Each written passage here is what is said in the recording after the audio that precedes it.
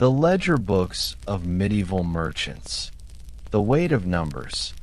When you think of medieval Europe, your mind may leap first to castles, cathedrals, and battlefields.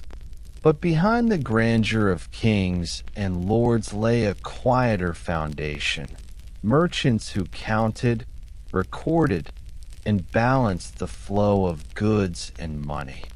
Their tools were not swords or plows, but parchment, quills, and the humble ledger book. If the village well was the center of daily survival, the ledger was the skeleton of expanding commerce. It did not gleam or inspire awe, but it quietly carried forward the structures of trade and trust. Imagine, if you will, the interior of a merchant's counting room. The chamber was often narrow and dim, its air scented faintly of wax, parchment, and sometimes spice if goods were stored nearby. A wooden desk, scarred by years of use, supported rolls of parchment or bound ledger books with thick covers. On the table sat a sandbox for drying ink, a knife for trimming quills, and a candle stub flickering against the gloom. Shelves held sacks of coins in different denominations, each carefully weighed and tallied. To you, it might appear dull, a room of writing and numbers, but here was the heartbeat of trade. Merchants of the later Middle Ages developed habits of meticulous record-keeping. Every sale of wool, every shipment of wine, every loan extended to a neighbor was written down. At first, these were simple memoranda, scratched into margins or on wax tablets. But over time, as commerce expanded, the records became more systematic. The ledger, or liber rationum, began to appear, a bound volume in which every transaction was recorded in chronological order. The entries were not elaborate. You would see lines written in a steady hand. To John the Fuller, for 2 sacks of wool, 14 shillings. Or, paid to the carter for carrying casks of wine to the wharf, 3 pence. These notations were not meant to impress, they were meant to remember. For in a world without banks as we know them, trust rested on memory, and memory was safeguarded by ink. One of the most fascinating aspects of these books is their ordinariness. The handwriting might be plain, sometimes cramped, sometimes smeared by ink blots. Margins often bore calculations, scratched out when mistakes were made. Occasionally, doodles appeared, a small sketch of a ship or a merchant's mark to signify identity. These were not works of art, but tools of survival, worn by use. The merchants themselves were not always grand figures. Many were middling townsmen, not nobles, whose wealth was modest by the standards of courts but significant within their communities. Their lives were not filled with glory but with careful negotiation, balancing debts, securing credit, arranging shipments, and ensuring that promises matched payments. A missed entry in a ledger could mean dispute. A misplaced number could fracture trust. The weight of daily responsibility pressed heavily on the merchant's quill. At first glance, this might seem tedious, and in truth, much of it was. Yet it was through this tedium that Europe's expanding economy took shape. Without the steady hand of merchants recording each penny, trade routes could not have flourished. Wool from English sheep, salt from French marshes, wine from the Rhineland. all moved because ledgers tracked what was owed and what was paid. These quiet books stitched together the daily fabric of commerce. Behind each number lay a story. A debt recorded might represent a neighbor struggling to buy cloth before harvest. A payment for shipping could represent a ship that risked storms across the channel.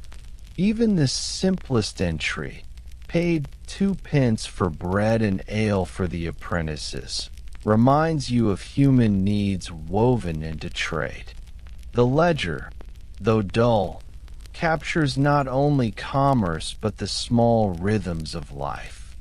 The organization of these books reveals much about the merchant's mindset. Some kept them divided by category: debts owed, payments made, goods shipped, while others wrote chronologically, day by day. In Italy, the system of double-entry bookkeeping began to emerge in the 14th century, a method that balanced credit and debit in systematic form. This practice spread slowly northward, reshaping how merchants thought about trade. To us, it seems ordinary, but at the time, it was revolutionary, a way of structuring the world into columns of accountability. Trust was central. In many cases, ledgers were not merely private records, but tools in disputes. If two merchants quarreled over payment, the book was brought forth as evidence. Here is the entry, one might say, pointing to a faded line of ink. The authority of the ledger was not absolute. False entries or disputes over handwriting could arise, but its very existence carried weight. To have no record was to have no ground to stand upon. Yet the monotony of maintaining these books should not be underestimated.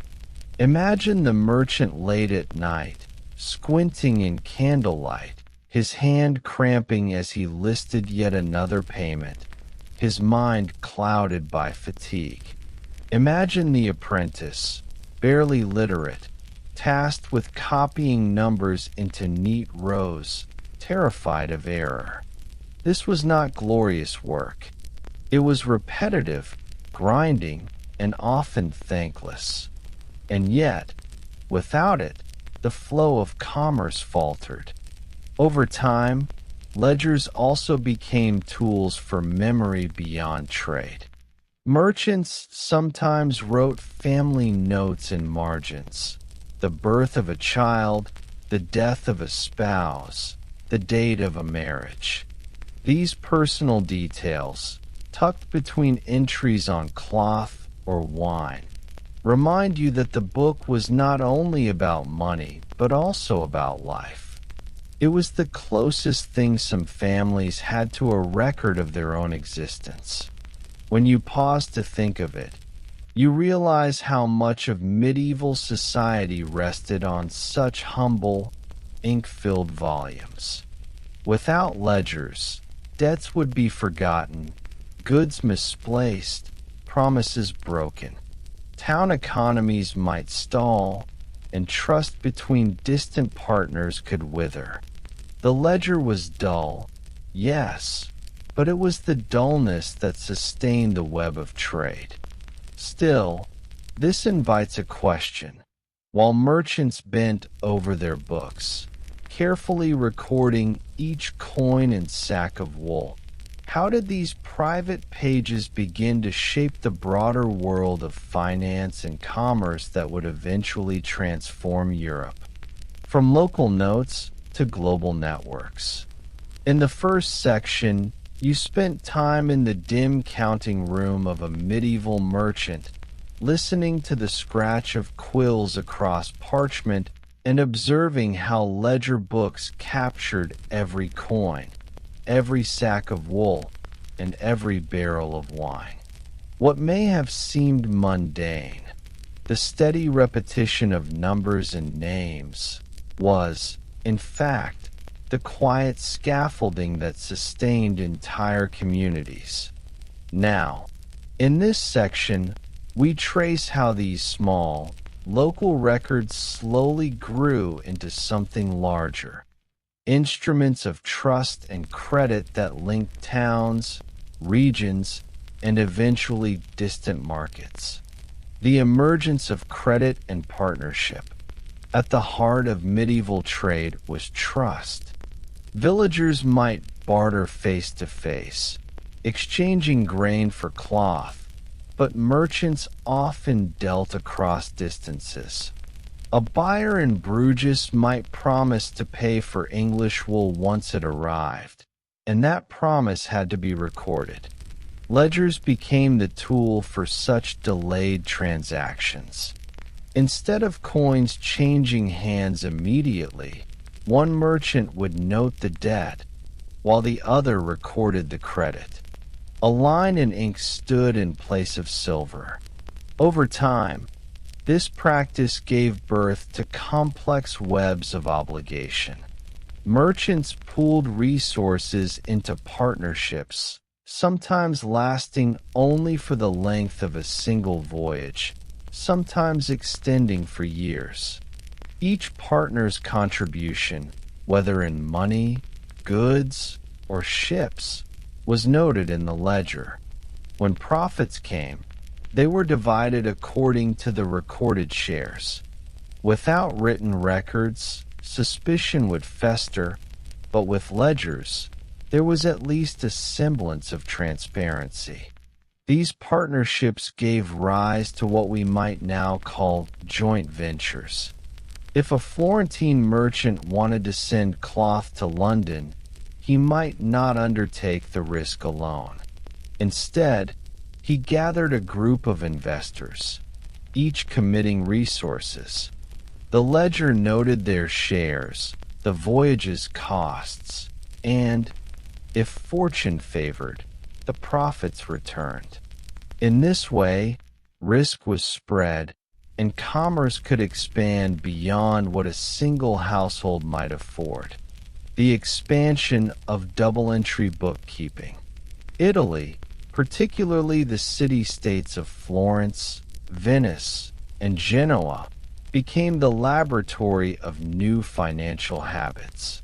Around the 14th century, double-entry bookkeeping emerged, first in merchant ledgers, later codified in manuals like Summa de Arithmetica by Luca Pacioli in 1494. Double entry required that each transaction be written twice, once as a debit, once as a credit. To the modern reader, this seems obvious, but for merchants accustomed to single lists, it was a profound shift. It forced them to view every transaction as part of a balanced system. If one man gained, another owed. If goods left the warehouse, money entered the account. The ledger became not just memory, but a mirror of economic reality, a closed system where nothing vanished unrecorded. Imagine a page in such a ledger. On the left, debit, 10 barrels of wine shipped to Bruges, valued at 20 florins. On the right, credit, 20 florins owed by Jan de Vries, due in 6 months. The ink linked physical goods to financial expectation, bridging the material and the abstract. Through such careful balancing, merchants began to think not only of trade, but of capital, profit, and investment. Letters of exchange and the early financial web. Ledgers also recorded something subtler than goods, promises across space.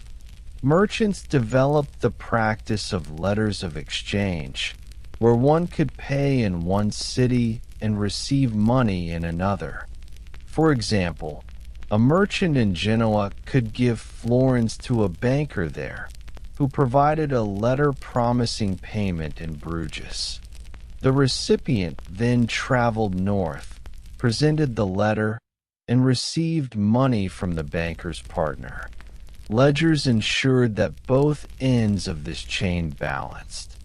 A Genoese ledger would note, paid to Bruges branch, 100 florins.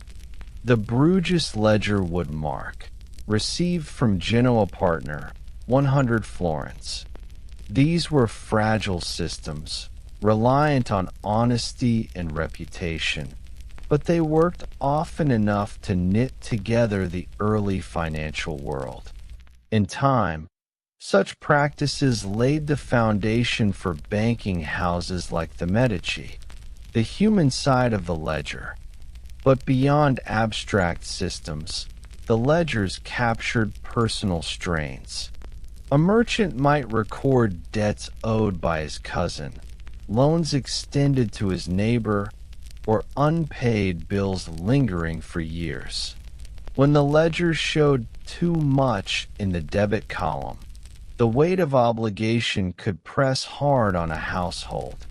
In some cases, bankruptcy loomed, and merchants were forced to sell goods, houses, or even withdraw from trade.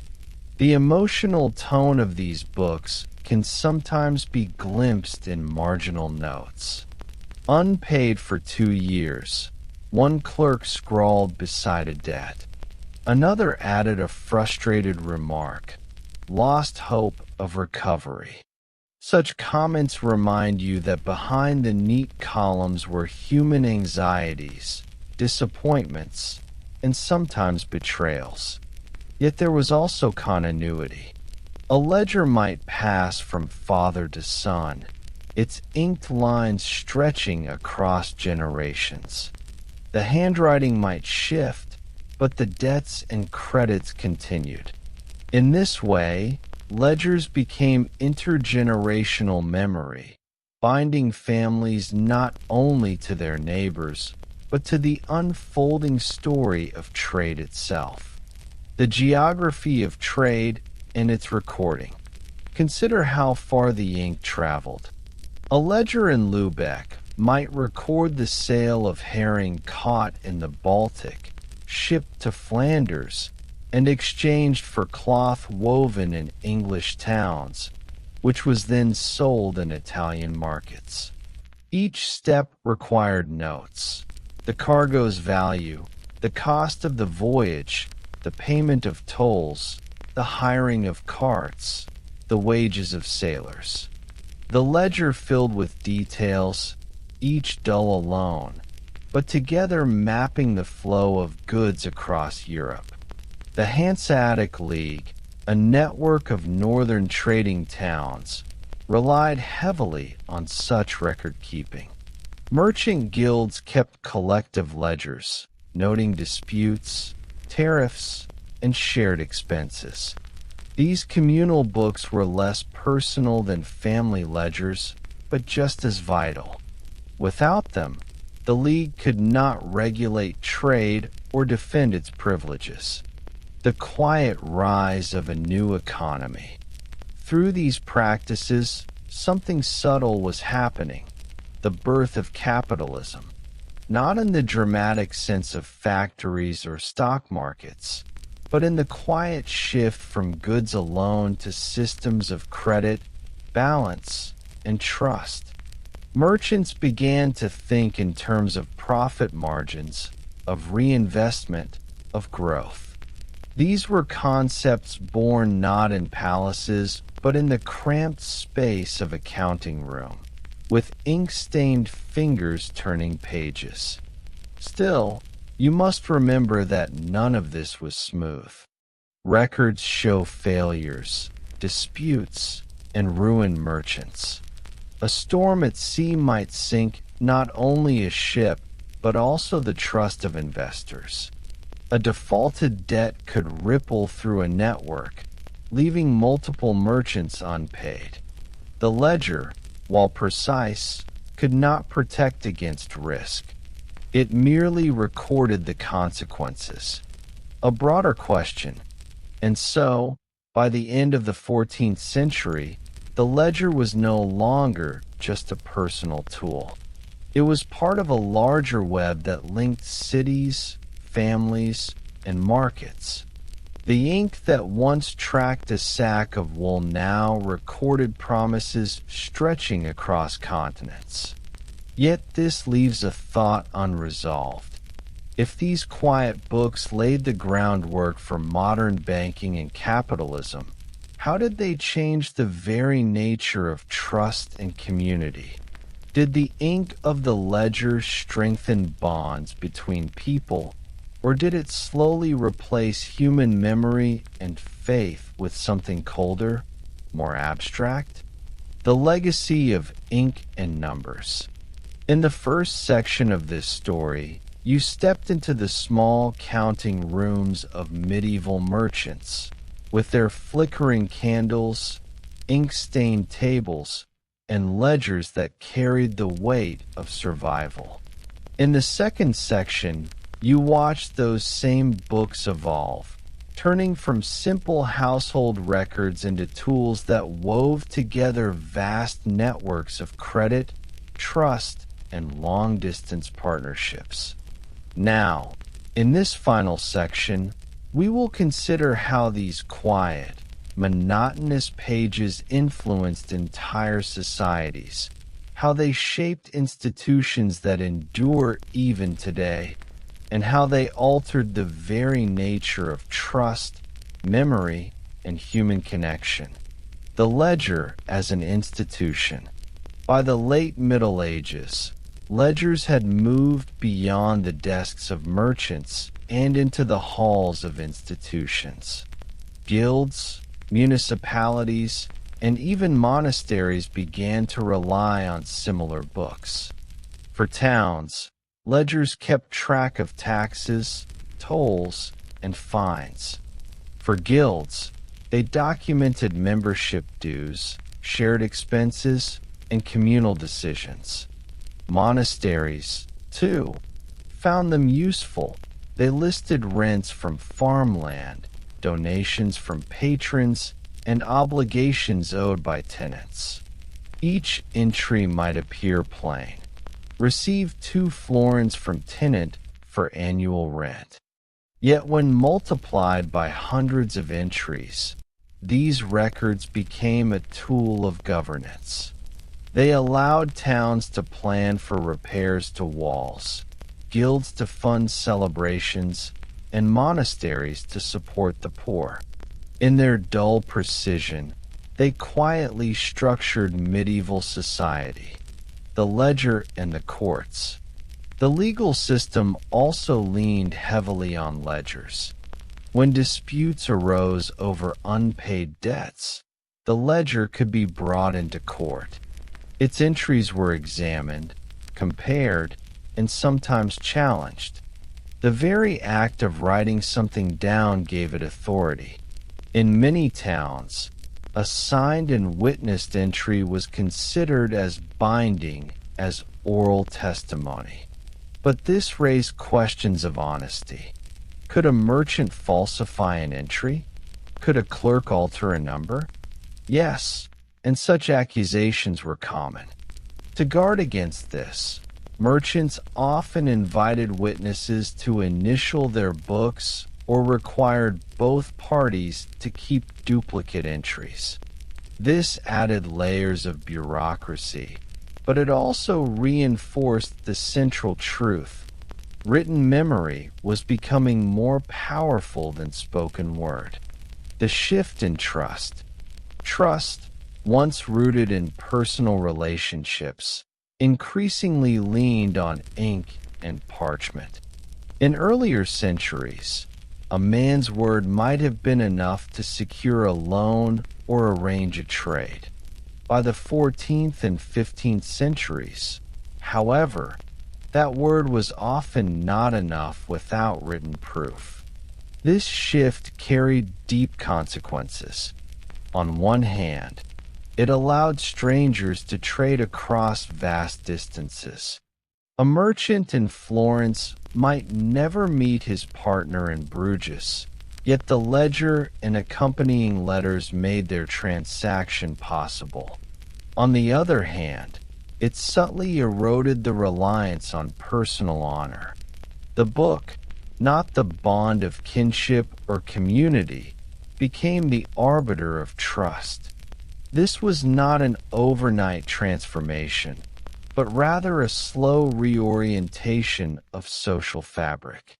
By teaching people to lean on numbers and written evidence, the ledger laid the groundwork for the modern world's bureaucracies, contracts, and financial institutions. The quiet rise of accounting professions. As records grew more complex, some merchants began to specialize not only in trade, but in record-keeping itself. Clerks trained in arithmetic and literacy found steady employment, and in time, professional accountants emerged. These were not glamorous figures. Their work was repetitive, often overlooked, and rarely celebrated. Yet they formed a new social niche. Men whose livelihoods depended on organizing and interpreting the dull lines of ink. In Italy, manuals on bookkeeping began to circulate.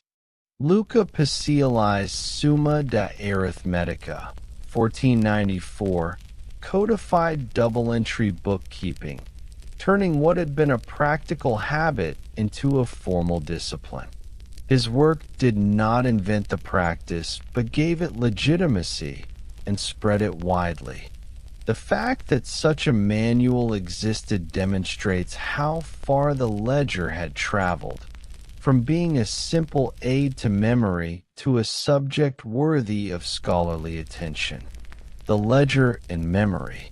Perhaps one of the most interesting legacies of the ledger lies in its relationship with memory.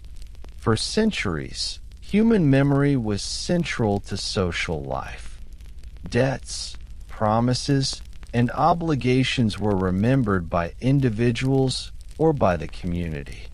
Forgetfulness could be forgiven, but it could also be manipulated.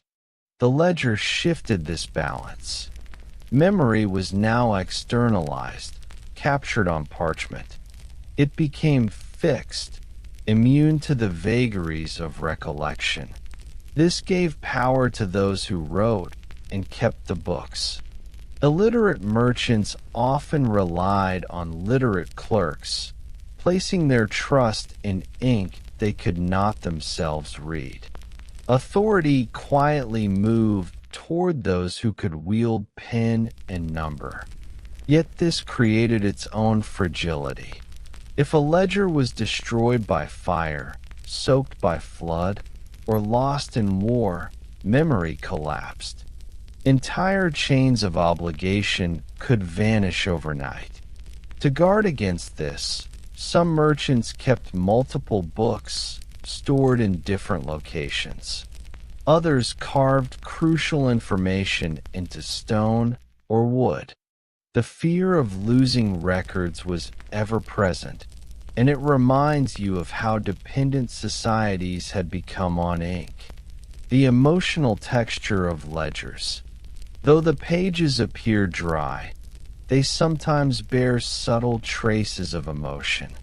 A marginal note marking a debt as never to be paid carries bitterness.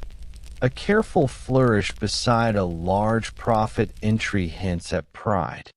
A line drawn through a name, accompanied by the words dead, captures the blunt reality of life and loss.